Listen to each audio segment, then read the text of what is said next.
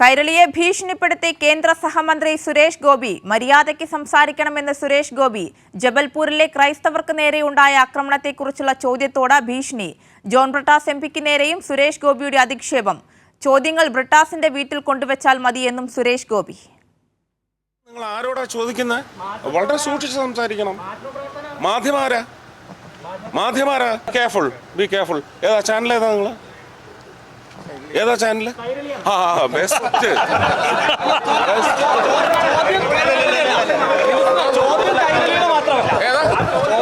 സൗകര്യമല്ല പറയാൻ.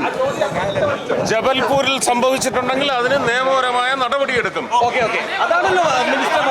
അതാണല്ലോ മറുപടി മിനിസ്റ്ററെ. നിങ്ങള് അതങ്ങ് ബ്രിട്ടാസിന്റെ വീട്ടിൽ കൊണ്ടുവച്ചാൽ മതി കേട്ടോ. അതല്ല മിനിസ്റ്റർ, ഇതാണല്ലോ മറുപടി.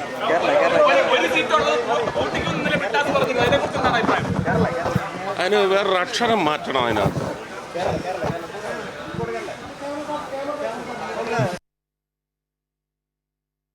കെ എം ഉമേഷ് കൊച്ചിയിൽ നിന്ന് വിവരങ്ങളുമായി ചേരുന്നുണ്ട്. ഉമേഷ്, സുരേഷ് ഗോപിയുടെ ഭാഗത്തു നിന്നുള്ള ഇത്തരം പ്രതികരണങ്ങൾ അത് കേരളം നിരവധി തവണ കണ്ടതാണ്. ഒരാവശ്യത്തിലും രാജ്യം നേരിടുന്ന ഒരു പ്രശ്നത്തിലും മര്യാദയ്ക്കുള്ള ഒരു പ്രതികരണം കേന്ദ്ര സഹമന്ത്രി എന്ന ഭാഗത്തു നിന്നും സുരേഷ് ഗോപിയുടെ ഭാഗത്തു നിന്നും ഉണ്ടായിട്ടില്ല. ഇന്നിപ്പോൾ കൈരളി ചാനലിനെതിരെ അടക്കമാണ് സുരേഷ് ഗോപിയുടെ ഈ പ്രചാരണം വന്നിരിക്കുന്നത്.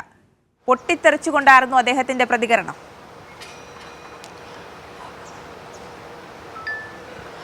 അതെ, നമ്മളിപ്പോൾ ദൃശ്യങ്ങൾ കണ്ടതുപോലെ തന്നെ അദ്ദേഹം ആക്രോശിക്കുകയായിരുന്നു, ഭീഷണിപ്പെടുത്തുകയായിരുന്നു.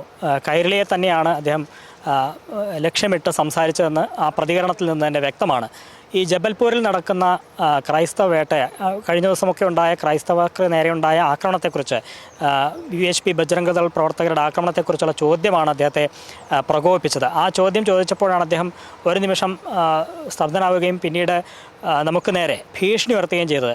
മര്യാദയ്ക്ക് സംസാരിക്കണം എന്നായിരുന്നു സുരേഷ് ഗോപി, കേന്ദ്രമന്ത്രി സുരേഷ് ഗോപി പറഞ്ഞത്. മര്യാദയ്ക്ക് സംസാരിക്കണം, ആരോടാണ് സംസാരിക്കുന്നത് എന്ന് ഓർമ്മ വേണം, ബി കെയർഫുൾ എന്നൊക്കെ അദ്ദേഹം പറയുന്നുണ്ടായിരുന്നു.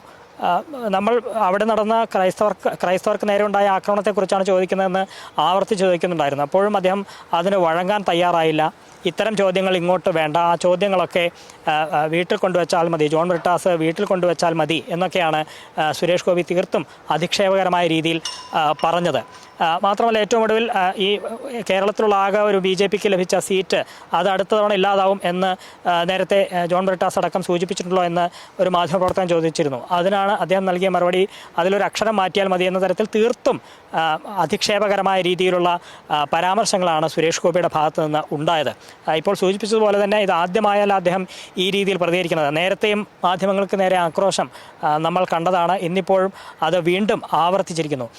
മുനമ്പത്തെക്കുറിച്ചുള്ള ചോദ്യങ്ങൾക്ക് ശേഷമാണ് ഈ ജബൽപൂരിൽ, അതായത് രാജ്യം ഏറ്റവും കൂടുതൽ ഇപ്പോൾ ആശങ്കപ്പെടുന്ന ഒരു സാഹചര്യം കൂടിയുണ്ട്. ഈ ക്രൈസ്തവർക്ക് നേരെ നടക്കുന്ന ആക്രമണം രാജ്യത്തിൻ്റെ വിവിധയിടങ്ങളിൽ ഉണ്ടാകുന്നു.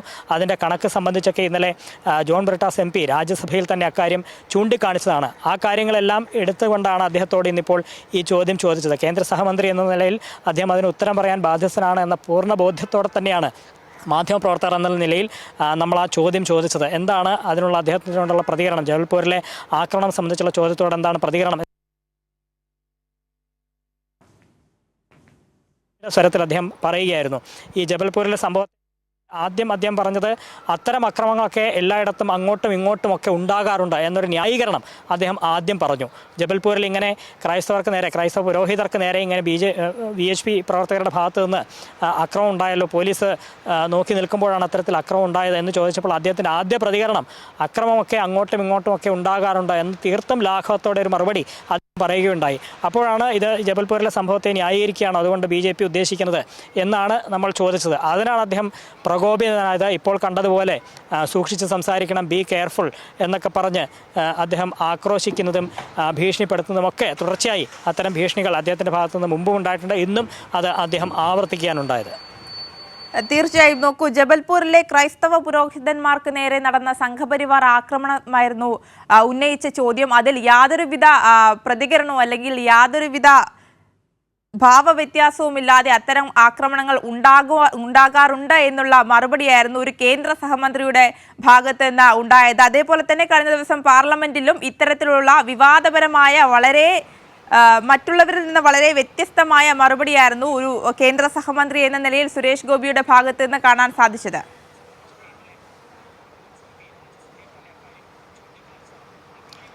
തീർച്ചയായും ഇതിനു മുൻപും അദ്ദേഹം ഇത്തരത്തിൽ അധിക്ഷേപകരമായ പരാമർശം മാധ്യമപ്രവർത്തകർക്ക് നേരെ ചൊരിയാറുണ്ട്. ഇന്നും അതിൻ്റെ ആവർത്തനമാണ് ഉണ്ടായത്. ഏറ്റവും പ്രധാനപ്പെട്ട ഒരു വിഷയം അദ്ദേഹത്തിൻ്റെ ശ്രദ്ധയിൽപ്പെടുത്തിയപ്പോഴാണ് ഇത്തരത്തിലുള്ള പ്രതികരണം ഉണ്ടായത് എന്ന് വേണം എടുത്തു പറയാൻ. കാരണം ഈ വഖഫ് ബില്ല് പാർലമെൻറ്റിൽ അത് പാസ്സാക്കുന്നു, ലോക്സഭയിലും രാജ്യസഭയിലും പാസ്സാക്കുന്നു, മുനമ്പത്തെ ജനങ്ങൾക്കടക്കം ഗുണം കിട്ടുന്നതാണ് എന്നൊക്കെ അവകാശപ്പെടുന്നു. ആ സാഹചര്യത്തിൽ ഇങ്ങനെ ക്രൈസ്തവർക്ക് ഗുണം ചെയ്യുന്നു എന്ന തരത്തിൽ അവർ പറയുമ്പോഴാണ് അതിൻ്റെ ഇരട്ടത്താപ്പ് നമ്മൾ ചൂണ്ടിക്കാണിച്ചത്. അതേ സമയത്ത് തന്നെയാണ് രാജ്യത്ത് സംഘപരിവാറിൻ്റെ നേതൃത്വത്തിൽ ക്രൈസ്തവർക്ക് നേരെ തുടർച്ചയായി ആക്രമണം നടക്കുന്നത്. മണിപ്പൂരിലൊക്കെ 200ഓളം പള്ളികൾ ആക്രമിച്ച കാര്യമൊക്കെ ഇന്നലെ ജോൺ ബ്രിട്ടാസ് MP ഇന്നലെ രാജ്യസഭയിൽ ചൂണ്ടിക്കാട്ടിയിരുന്നു. അതിൻ്റെ തുടർച്ച എന്ന നിലയിൽ ഈ മണിപ്പൂരിലെ ആക്രമണങ്ങൾക്ക് തുടർച്ച എന്ന നിലയിലാണ് ഈ ജബൽപൂരിലും മധ്യപ്രദേശിലെ ജബൽപൂരിലും ക്രൈസ്തവ പുരോഹിതർക്ക് നേരെ വലിയ വേട്ട സംഘപരിവാർ നടത്തിയത്. അത് വളരെ പ്രധാനപ്പെട്ട ഒരു വിഷയമാണ് എന്ന ബോധ്യത്തിൻ്റെ അടിസ്ഥാനത്തിൽ തന്നെയാണ് കേന്ദ്രമന്ത്രി ഉത്തരവാദപ്പെട്ട സ്ഥാനത്തിരിക്കുന്ന ഒരാൾ എന്നുള്ള നിലയിൽ കേന്ദ്ര സഹമന്ത്രിയോട് നമ്മൾ ആ ചോദ്യം ചോദിക്കുന്നത്. ആദ്യഘട്ടത്തിൽ ആ ചോദ്യത്തിനുള്ള അദ്ദേഹത്തിൻ്റെ നേരിട്ടുള്ള പ്രതികരണം എന്ന് പറയുന്നത് അക്രമങ്ങൾ അങ്ങോട്ടും ഇങ്ങോട്ടും ഒക്കെ നടക്കാറുണ്ട് എന്ന് തീർത്തും ലാഘവത്തോടെ അദ്ദേഹം ഒരു മറുപടി പറയുന്നു. പിന്നീടാണ് അത് ഇതിനുള്ള ന്യായീകരണമാണോ, ജബൽപൂർ സംഭവത്തെ ന്യായീകരിക്കുകയാണോ അതുകൊണ്ട് എന്ന് ചോദിച്ചപ്പോഴാണ് അദ്ദേഹം കൂടുതൽ പ്രകോപിതനായത്. ഈ മാധ്യമങ്ങൾക്ക് നമ്മൾക്ക് നേരെ തട്ടിക്കയറുന്നു, ഏത് മാധ്യമമാണ് ഈ ചോദിച്ചത് എന്നൊക്കെ അന്വേഷിക്കുന്നു, അതിന് കൈരളിയാണെന്ന് പറയുമ്പോൾ അദ്ദേഹം പുച്ഛം പ്രകടിപ്പിക്കുന്നു. തുടർന്നാണ് ശരി ഉമേഷ്, തുടരുക.